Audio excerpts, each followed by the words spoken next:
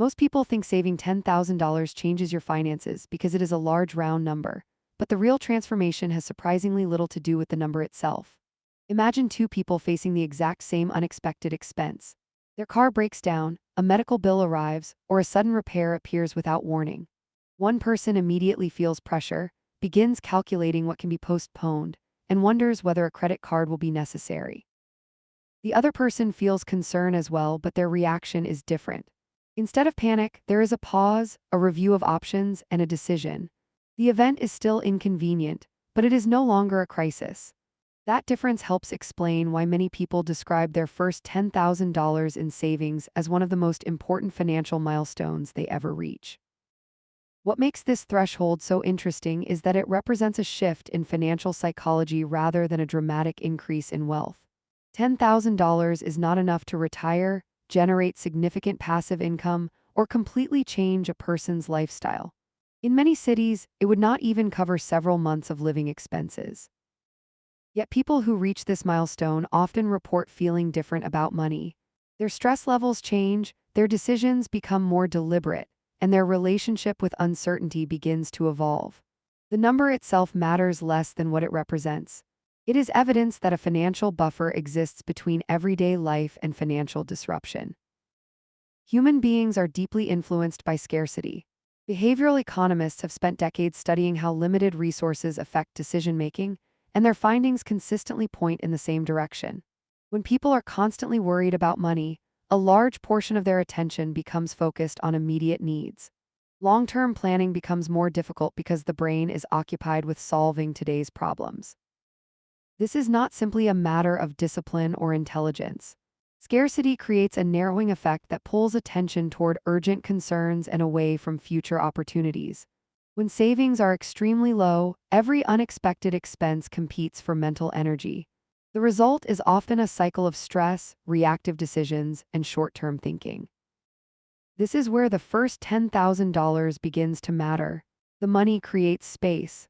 Not physical space, but psychological space.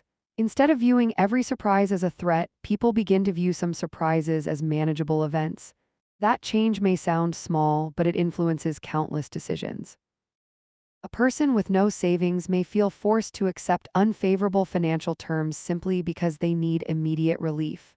A person with a modest emergency fund has time to compare options, negotiate, or wait for a better opportunity. The buffer does not eliminate problems. It changes the way problems are experienced. There is also an important mathematical reason why this milestone feels significant. Building the first $10,000 is often much harder than building the next $10,000. In the beginning, every dollar comes directly from earned income. Savings grow only because money is intentionally set aside. Progress can feel slow because the entire process depends on behavior. Later, however, the situation begins to change. Larger savings balances create opportunities for interest, investment growth, and financial flexibility. The amount may still be modest, but the foundation has been established. The person is no longer starting from zero each month. They are building from an existing base. Consider the difference between losing $1,000 when you have no savings and losing $1,000 when you have $10,000 saved.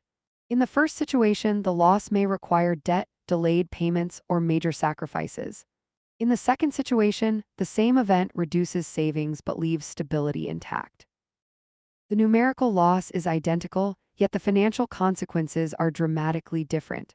This illustrates an important principle of money management. Wealth is not only about accumulation, it is also about resilience.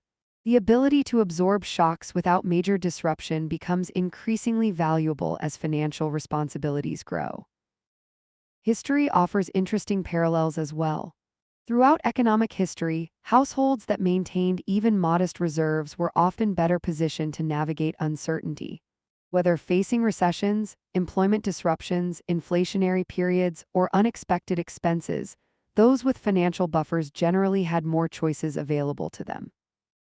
The reserve itself was important, but the flexibility it created was often even more valuable.